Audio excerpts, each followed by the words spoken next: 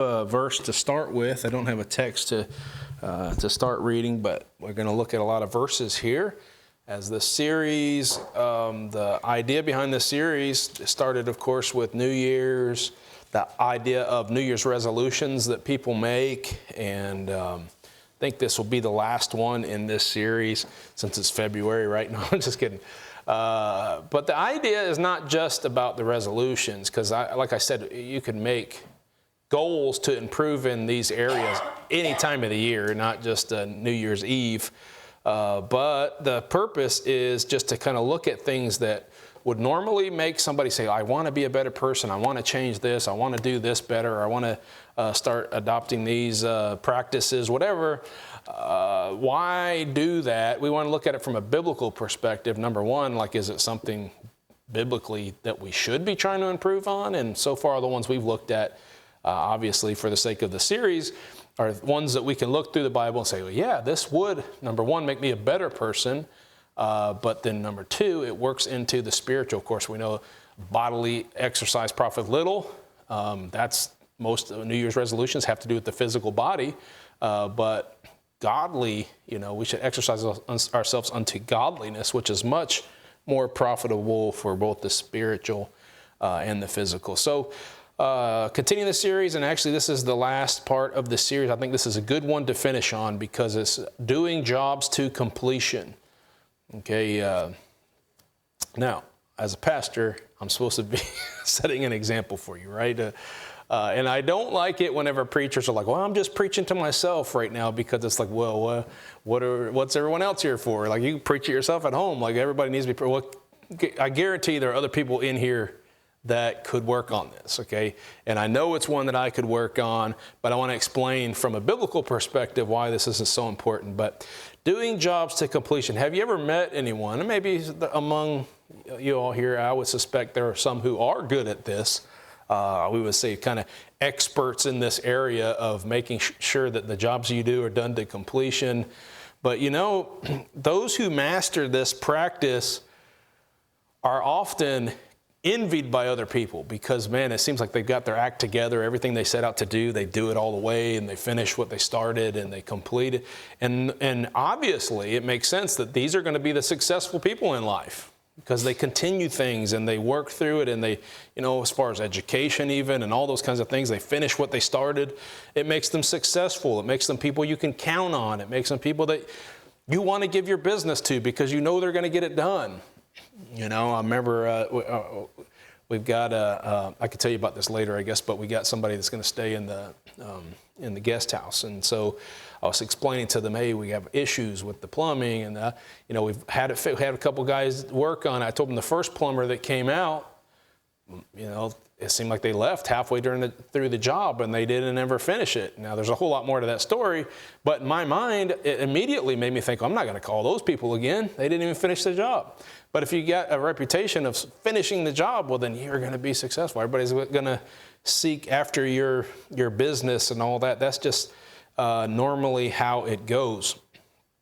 So it makes sense then, if we are going to work on improving ourselves, just overall, the different ways we can improve ourselves, one thing people would have to say we could use work on is making sure that we do things to completion. And so I want to, I don't think I have to convince anybody that this is a biblical, godly trait that the Bible tells us that we should be good at. But I want to look at the Bible and ask this question: why should we work on doing jobs to completion? Okay, so I'm just going to move on. That'll be the sufficient introduction. All right. So number one, why should we do jobs to completion? It makes life easier and less stressful. I know that doesn't sound spiritual, okay? The other points are more spiritual than this, but it makes life easier and less stressful. Now, I want to put this caveat there, maybe. It might make your life easier and less stressful, but we all probably know some people who are like a little excessive when it comes to this idea. Obsessive compulsive, behaviors of like, hey, I started this job and I can't finish, and I can't do anything else until this job is done, and to the point of affecting their own well-being, physical and mental well-being, and to the detriment of others as well, because maybe they don't, prioritize relationships and stuff like that. They're just constantly like, got to get this done. Got to, hey, they're probably people you want to do business with because they're going to get the job done. But some people could make their life miserable if they use it the wrong way. Okay, so here's an important thing to note before I finish this point. Okay, it makes life easier and stressful, maybe. Here's some important things to know. Number one, no amount of being prepared or working hard is going to bring you peace. Okay? It's a good practice. We should try to work hard. We should try to do things to completion. But that in and of itself is not going to bring peace in your life. No matter how organized you are, no matter how much of a perfectionist you are, it's not going to bring peace. There's only one thing that brings peace, and that's the Lord. Let's go to Proverbs chapter 3. Here's a great verse about that. Great passage. Proverbs chapter 3.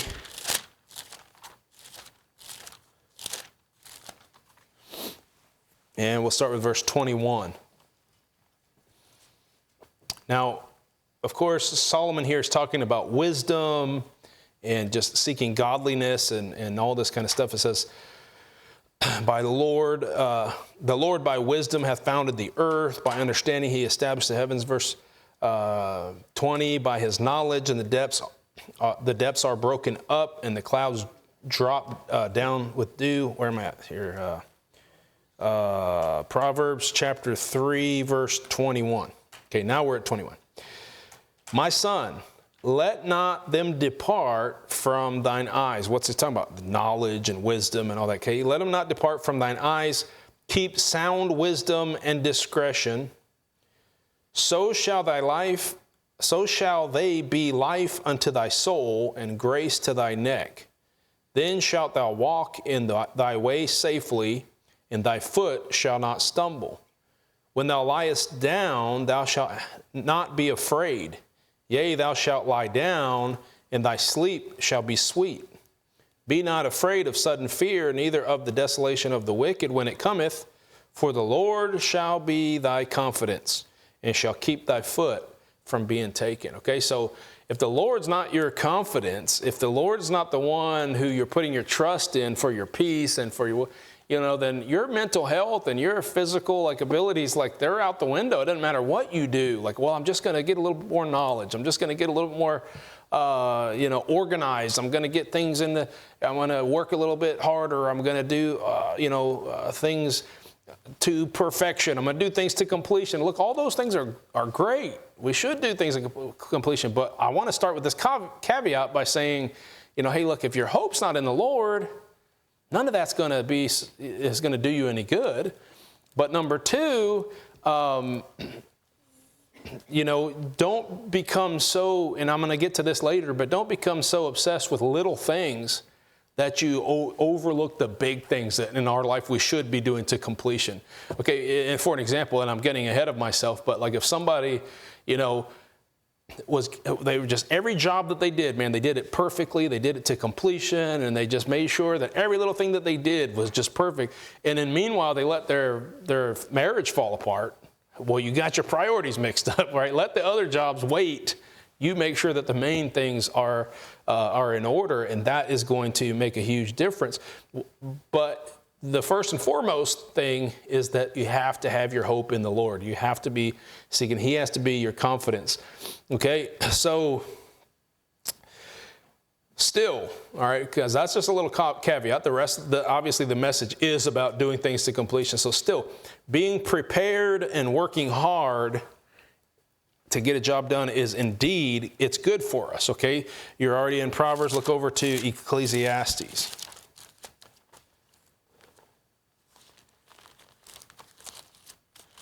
Next book over. Ecclesiastes chapter 5.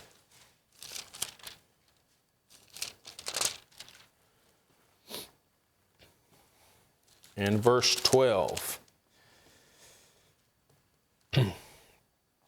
The sleep of a laboring man is sweet. Now, we just read about having sweet sleep in that last passage, but it was all about trusting in the Lord. Okay, but there is true also this sense of physically the sleep of a laboring man is sweet. Now, women, this applies to you too. I know it says men or women.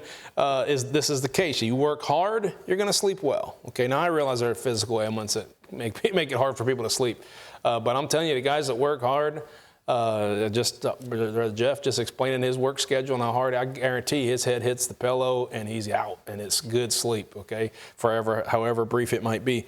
Whether he eat little or much, but the abundance of the rich will not suffer him to sleep. Look, some people that have just so much and they're not working hard. They're not, everything's kind of handed to them, whatever.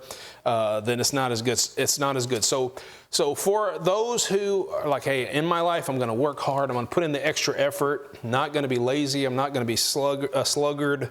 I love how the Bible uses slugs and sloths.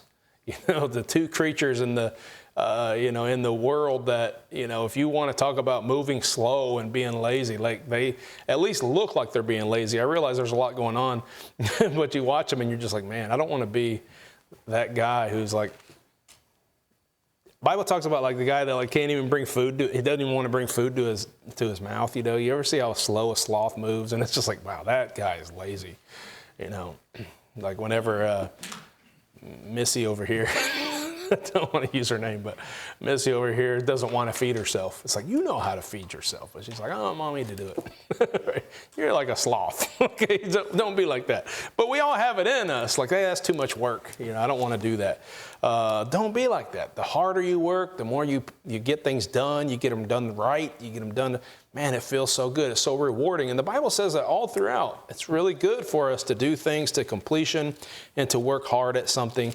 And obviously, if you work hard at something and you go the extra mile, you go over the hump, so to speak. Things are getting rough. It's easy to just walk away from a job or something like that. If you go over that hump, all of a sudden, hey, everything gets a little bit easier. And so like even just that part of just doing things to completion makes your life easier, less stressful. It's and just overall just a benefit to us. Okay. Luke 14, you don't have to go there, but I seem to talk about that verse a lot, where Jesus says, before somebody builds a tower, they got to count the cost. And of course, talking about discipleship, I'll get back to that here in a little bit. But look, before you do something, you need to count the cost so that you will do it to completion. All right. We'll explain more about that here in a minute. And I think that's the verse that I was quoting. I kind of want to go look at it now. But anyway, let's just move on. Here's another thing about doing things to completion. This is going to get a little, I'm stepping on my own toes here, okay? But if it fits, it fits, right? Doing things to completion saves time, it saves energy, and it saves money. All right, what do you mean? Well, let me give you two examples. I'm personalizing this, all right? But, fill in your own illustrations for yourself, okay? Because I don't think I'm the only one. But here's what happens, okay? We got a garage. This church's garage. I put some of my personal stuff in there as well, but it's where the tools go and all the stuff. You know what I mean? And I got a little place where I keep my own personal like camping stuff and like storage stuff or whatever. Okay, and it gets real easy. It's like behind my office, real easy to just be like, oh, I don't have time. I'll just throw it back there. Okay, so I start throwing stuff in there. You know what happens next time you're looking for something? You're like, it's going to take me 2 years to go through all this stuff. I'll just go out and buy another one, right? Now you got to go out there, you got to buy it, and you just spent money on it, you spent energy, you spent time and all that stuff. Whereas, you know what, if I would have just got the job done, put it back where it goes, kept the place clean, I would have saved all of that, okay? And a lot of stress, right? And so that's just an example of how this works. And I know I'm stepping on my own toes, but hopefully I'm not the only one.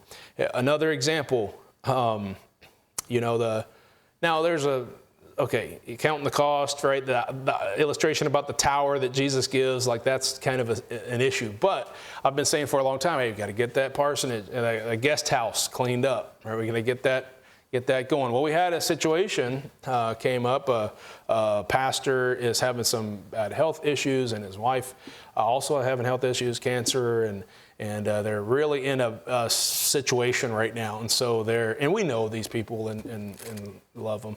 but another family member is needing to take care of them, and they've been like staying in hotels, like, you know, they're just buying these hotels, right? Long story, but word got around and said, hey, why don't you ask Pastor Rocky if he's got a guest house or something? And so, you know, I'm like, hey, you're more than welcome to use a guest house. However, these things are wrong. These things still aren't working. You know, we put some people in that guest house, but there's been others who have come, and I'll be like, hey, I don't want you to have to deal with those things. Let me put you up in the hotel.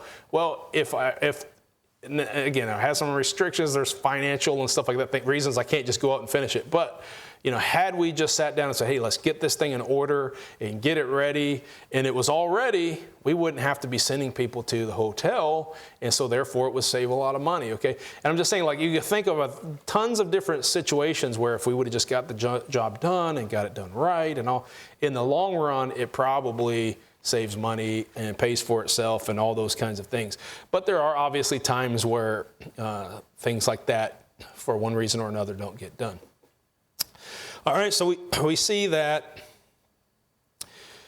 doing things to completion, we see it benefits ourselves physically and mentally, and helps others because of the frustrations and all those kinds of things. It is a good thing. If for no other reason, now it's not very spiritual, but if for no other reason, like, hey, here's why I need to work on getting things done to completion. The Bible even tells us, hey, it's because it's good for you. Your sleep's going to be better. You're going to be more organized. You're going to be successful and all these kinds of things.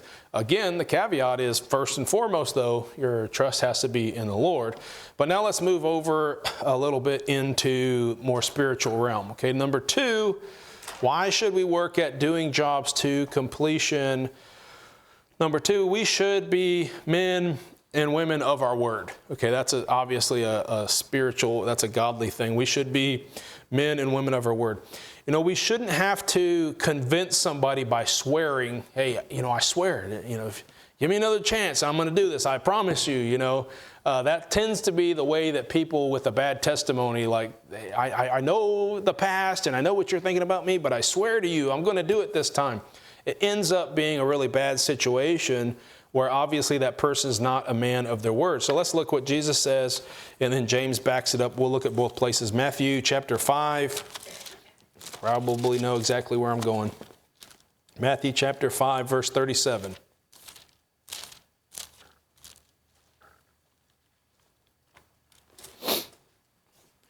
In this famous Sermon on the Mount, Jesus says these words.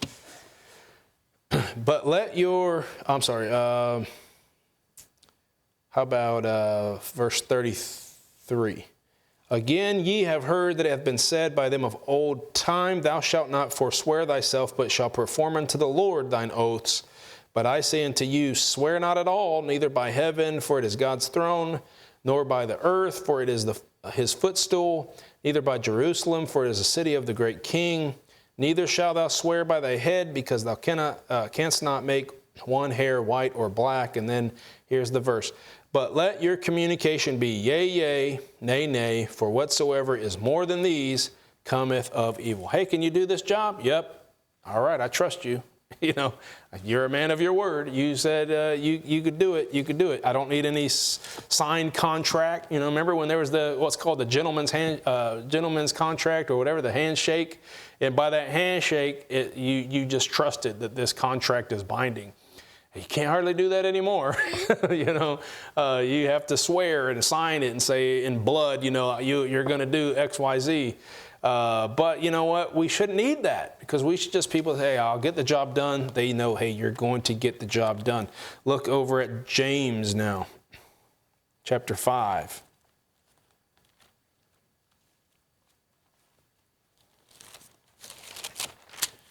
James chapter 5.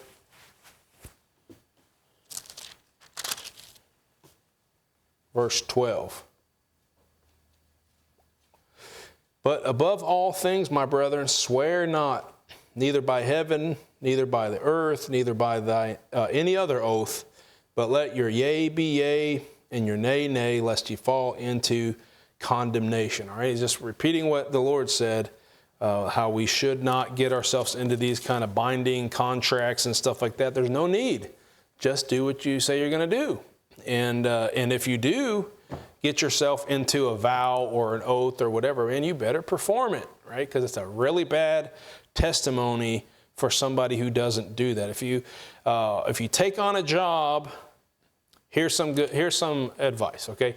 If you take on a job and you know there's a possibility that you might not, and obviously, Lord willing, we always say, like, unless something happens, like, Lord willing, I'm going to do this. But if you take on a job and you know, hey, it's very likely I'm not going to finish this job, make that abundantly clear. Like, I'm not swearing, I'm not getting myself into this oath or anything like that. I'm going to try to help you out, but I have to do something else, or I have to leave. I might not be able to finish this job. You know, if you're going to get into that kind of situation, just make it very clear that you're not promising you're going to get it done or something like that. But the problem with that is you can say that, but people still in their head think that, hey, you're not a man of your word. Most likely you get into your situation where, like, hey, I made it clear. I said I might get this done. No, they heard I'm going to get it done. You see what I'm saying? So another option, and sometimes better, is just don't get yourself into that in the first place. Like, don't take on a job that you aren't able to finish. Now, to me, you know, that doesn't seem right, because, like, there's a lot of things that we could do to offer help or to get started on something, and then you might not be able to finish it, and it's okay. As long as nobody, you know, had this, as long as you didn't promise somebody you're going to get this done, it was understood that, hey, I'm going to work on this, I'm going to get as far as I can or whatever. To me, that sounds more productive, but I could understand not wanting to be that. So I know people that are really good at finishing jobs, and you know what, if you ask them to do something, it sometimes comes across offensive if they say no. That kind of person often will tell you, no, I can't take on this job. I got this other thing I'm working on. And then you got people, like probably a lot of people in this room, who, you know, love to help people. And it's just like, well, you know what, maybe I could take some time and help you. Maybe I can do it. And you're just constantly go. And then what happens is, like, now there's all these jobs that you didn't get done. And it could end up looking bad. Even though you worked your tail off and you've been, you know, really trying to help do lots of different things. But a lot of times these people might come off offensive, but they'll say, no, I can't do that. And people, oh, you just don't want to help or whatever. No, it's because they want to keep their testimony that says, hey, when I take on a job, I'm going to get that job done. I don't see anything wrong with either one of those, as long as you're careful to not make it seem like you're binding yourself to a job that you don't finish. All right, Christian testimony is obviously important. Look at Proverbs 24. Man, this hurts. This sermon hurts, okay? Proverbs chapter 24. I could try to make excuses, but I know the truth. Proverbs 24, verse 30. I love this passage. Solomon looks here and he says, I went by the field of the slothful. There you go again. And by the vineyard of a man void of understanding. There's spiritual application here, but in your minds you can picture this person in a literal sense. I think he really saw this, but it's got spiritual application. And lo, verse 31, it was all grown over with thorns, and nettles had covered the face thereof, and the stone wall thereof was broken.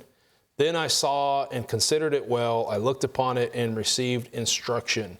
Yet a little sleep, a little slumber, a little folding of the hands to sleep. So shall thy poverty come as one that traveleth, and thy want as an armed man. So regardless of the final conclusion or the spiritual application or anything like that, you just get this idea that Solomon's just, I started to say driving around, maybe driving in a chariot, okay? Driving around, and he looks over and he sees this vineyard that's just overgrown, and it's just disgusting looking.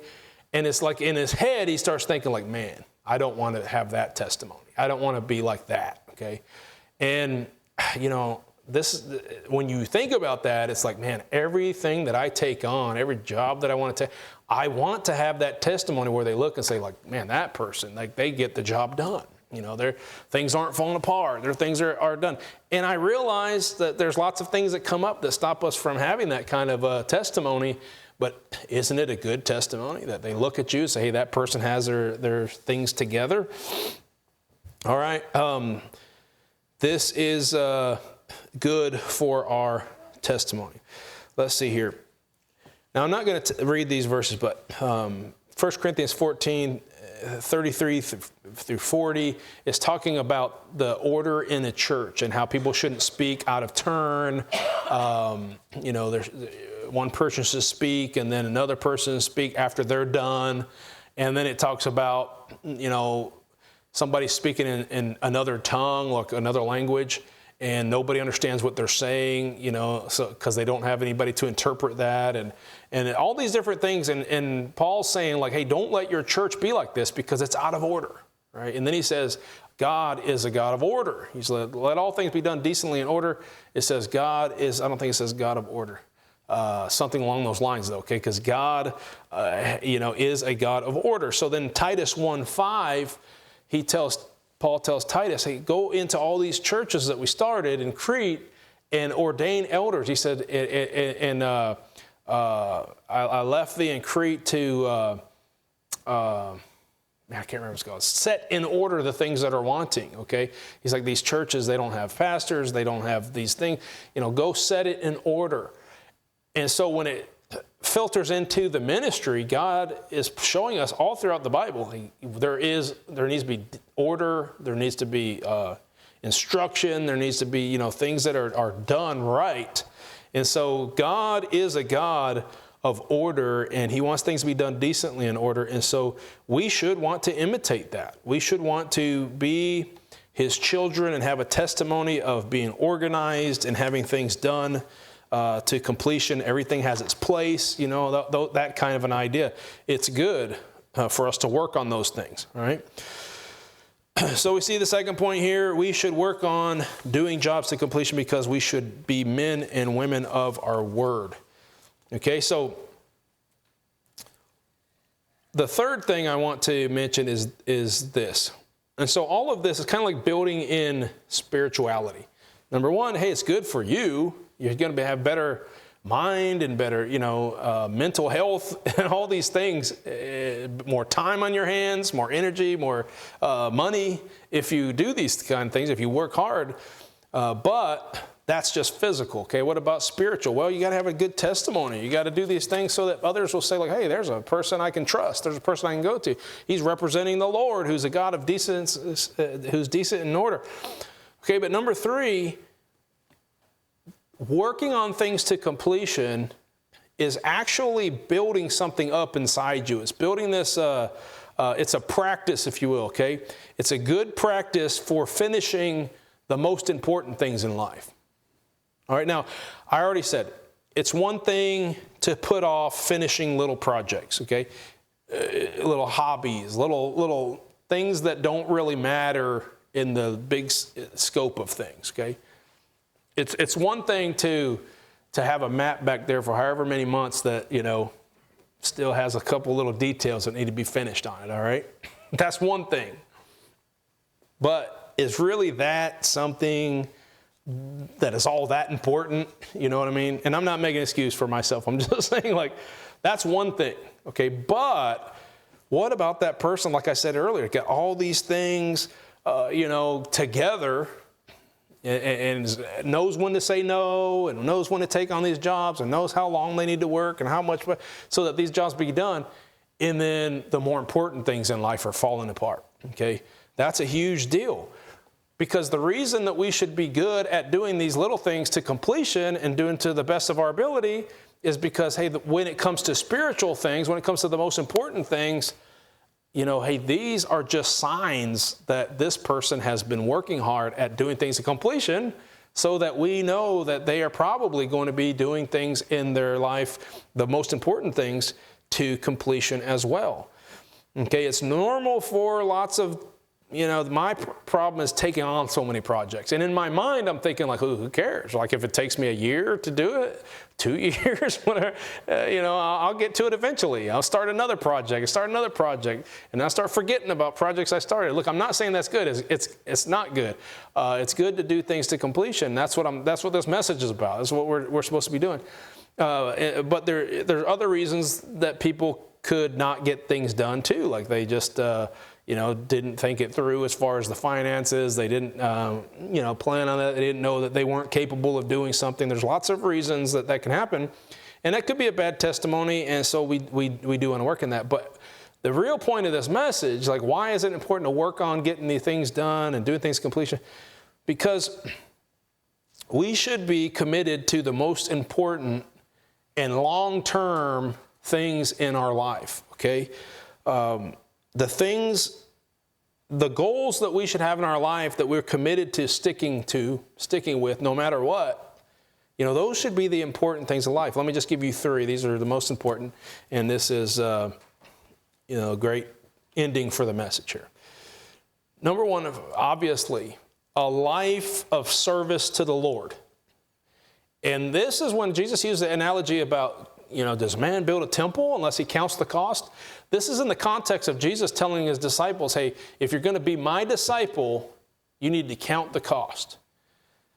And he never said, like, well, you can't be saved if you don't do all these things. Like, really? Give up all things and follow you? Like, even be willing to be hated of my mother and father, and even to some degrees hate my mother and father and follow the Lord? These are things Jesus said to do. You really think Jesus is saying you can't go to heaven if you don't do those things? That doesn't make sense when you look at the whole life of Jesus and everything he preached. He's not talking about like you can't go to heaven if you don't do these things. But he's saying if you're going to follow me though, and there's great rewards for it, and in the, after the resurrection, like you're going to get all the things you gave up in this life, you're going to get those 100-fold.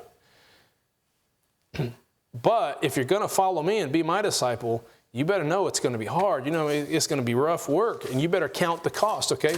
So the moment you decided in your life as a Christian, hey, if one person, I hate to call him a person, but if God, if anybody deserves my loyalty and my, just ability to stick to it and to say, like, I'm going to complete this thing, it's the Lord. Right? So if I say I'm going to give him my life and I'm going to serve him with all my life, I better be willing to stick with it to the end. And I'm telling you, a lot of people that get on fire for the Lord, and you can, unfortunately, you just don't know if they're going to stick with it or they're not going to stick with it. Well, I'm telling you what, leaving a lot of things undone, little projects undone or whatever in your life is nothing compared to saying, I'm going to follow the Lord and then just walk away from it, I'm going to be loyal to my church and just walk away from it. I'm going to preach the gospel and then walk away from it. And look, we all fall short, and we all could do better for sure. But that's the thing that we need to be focusing on, living our life doing this to completion. Okay, a life of service to the Lord. We got to count the cost. Number 2, I would say second to that. That's by far the most. And second to that is marriage. And let me, before I even start building on marriage, hey, there are people that I've talked to who have said, I'm talking about preachers who have said, hey, look, if your marriage is falling apart, you just go, who cares about church? Who cares about, if you're a pastor and your marriage is falling apart, and I understand what they're saying, okay? And there's a whole lot. I could preach a whole message and spend a lot of time on this. So I understand what they're saying. But the idea that, hey, you know what, that's your first ministry is your family. And so you walk away, like, I think sometimes they're meaning well whenever they say that. But look, first and foremost, we need to follow the Lord. We need to follow the Lord with all our heart. We need to know. But here's the deal. When you get ready to marry somebody, they need to know first and foremost is the Lord. If you're not willing to get on board with that, it's going to be a rough marriage. I remember, for just again, like personal examples, but I remember when I first, Valerie has a life of following the Lord. Her parents, and her grandparents, like all these were in the ministry and all that. I wasn't necessarily that way. I did from a young age know in my heart that God had called me to do something for him and give my life for him. And I knew that to some extent, but my dad was kind of like first generation Christian, and I was actually saved before my dad. It's kind of a long story, but and then he got into the ministry, and I was like, well, I'm going to do something. I don't really know what, but whatever the Lord has me to do. Well, at some point, after Valerie and I we met each other and started dating.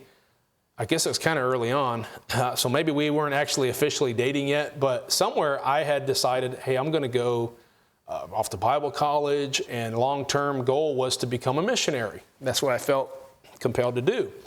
And I told her, hey, I don't know what God's going to do with me exactly, but I am committing my life to go to the mission field and to serve the Lord and do all that. I honestly thought that when I told her that, she was likely to say, yeah, that's not really what I want to do with my life. Like, I really want to stay local. I want to stay home. I want to be by my parents and all this kind of stuff. I just assumed that's what she was going to say. That's not the reaction that she had. But you know that there are people, and I've met many people who say, I felt like God called me into the ministry or whatever, but my wife wasn't for it, and or the person that they were dating wasn't for it or whatever. And so they essentially chose their spouse over God. I'll tell you, that's a recipe for a disaster. Now, God can bring somebody out of that, and they need to still obey the Bible, and they still need to try to be loyal to that marriage and all that. They need to be loyal to that marriage. But that was a really bad decision, because first and foremost, they need to be, it should be so obvious. Here's one thing I'll say. Like, a person who's dedicated to the Lord and wants to live a life serving the Lord, a person who doesn't want to do that is probably not even going to give you the time of day because they're going to see right away, like, that's not the person living the kind of life I want to live. And they probably won't have anything to do with you anyway. So first priority is giving yourself to the Lord. All those other things are going to start falling into place, okay? But the second thing is your marriage. You took on the challenge of starting a family. Now, I realize some people can't have children or whatever, but when a person enters into that relationship with them, it's a vow, okay? Now, I know the Bible said not to swear, and when you get married, it's a vow, okay? It is a vow. That's like the one thing not the one thing. We could get ourselves into contracts, binding contracts and all that, but marriage is a vow. And so when we take that, we better be willing to carry that thing out to completion. You took on the challenge of starting a family. We need to carry it out to the end. Okay, so I would say in order of importance, serving the Lord is first, marriage is second. Third would be, and the Bible calls it masters and servants, but I'm just going to say like your employer, Some people don't take that very serious anymore. It's just like, what is a job? Like, I can just quit this job and go start another job anytime, no big deal. Well, you know what? That's your employer, and you're in a kind of a contract whenever they take you on and say, I'll pay you X amount if you'll work for me from these hours and all this kind of stuff. You took on that job for a source of income. The Bible says, obey your masters. Like, we need to take that job seriously, and they give us a job to do. We should get that job done to completion. Now, again, going into a job, you're not going to be there more than a year. Let that make sure that's evident. You know that, hey, I'm only going to take this job. Here a lot of people get into this, like, I'm not going to miss church for the job, or at least maybe they'll say Sundays. That's my day that I'm totally going to give to the Lord, and I'm going to do this, and I'm not going to work on Sundays. Well, you better make that very clear to your employer, because if they come back and all of a sudden you're like, well, you know what? I think I decided that God's more important, so I'm just going to go to church. This is what happened when I worked at UPS and I was going to Heartland at the time. And it was a long story. I kind of transferred over to UPS from a previous job. I moved for school, but then, it's a long story. But anyway, I ended up coming back to UPS, okay? And they don't normally rehire, but like I said, it wasn't a situation where I really left them. So it was kind of a continuation. But when I worked at Heartland, we saw a lot of Heartland students that said, hey, UPS is a good job. While I'm in Bible college, I'll sign up for UPS. Work 5 hours at night. It's hard work, but you know what? It's good money, good benefits and stuff like that. And so they would take that job. Well, I remember, and I've probably used this illustration a bunch of times, but I remember somebody coming to me, and I was in management, so I got to see things from a different perspective. But somebody came to me and said, Rocky, like, please stop just tell Heartland, and this is no jab at Heartland, okay? This is those few people from Heartland that came and applied for a job out there. But they said, tell Heartland to stop sending students out here to get a job. because every single one of them comes and they're good workers for like a week. And then all of a sudden it's like, well, you know what? These things are more important in my life. And so I'm going to do this, and I need some social time. I'm going to go out with my friends, or, hey, God's more important. So I'm going to go to this prayer meeting or something like that. And it's like, whoa, man, you came knowing what hours you were going to be working, knowing what days you were going to be working, knowing what the job was like. You don't just turn on that and say like, well, I'm not going to show up for work on this day, and I'm not going to do that. And so like they had a terrible track record as far as students that would actually come and work. And I know that the staff at Heartland will be devastated to hear that, but I'm just telling you from my experience, that's what they were telling me at that time. And I thought that was a terrible testimony. Okay. And that has nothing to do with Heartland. That's just those students who came did not have this mindset that, you need to be loyal to your employer. It's not only, especially if you're a family man, like it's your source of income, you need to be willing to work hard to get that, to fulfill that, so you can get the income that you're supposed to be making that's provided for your family. But not only that, it's just it's the contract. It's something that when God talks about authority, he says, men, you're subject to God. Women, you're also subject to God, but you're subject to your husbands. Masters, you're subject to God as well, but anyways. But the servants that are under you, you need to take care of them. Several times the Bible uses this,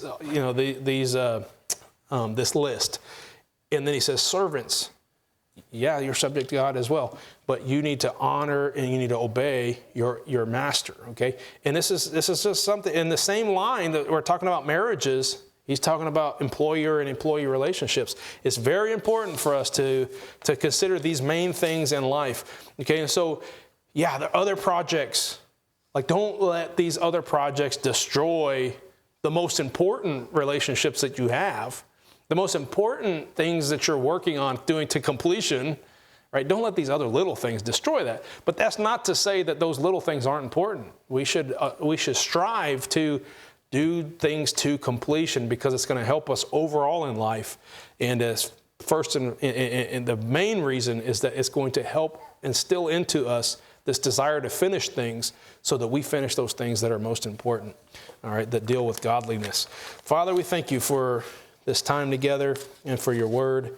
And I know I've made it clear tonight that I'm certainly in need of listening to this advice as well. But Father, I thank you for giving us the ultimate example of Jesus carrying out his job to completion all the way to the cross and dying for us and raising from the dead. I thank you for our salvation. And I thank you that by trusting in the work of Christ, we're going to heaven, even if we're not doing so well in this life when it comes to doing jobs to completion and being faithful and all.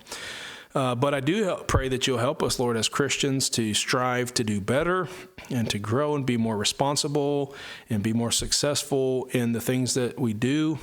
Help us, Lord, to learn this practice of doing things to completion. And we know that if we do that, putting you first, it sure will help our lives to go a lot better. And so I pray that you help us do that. Help us spread that word out to others who could learn from it. In Jesus' name I pray. Amen.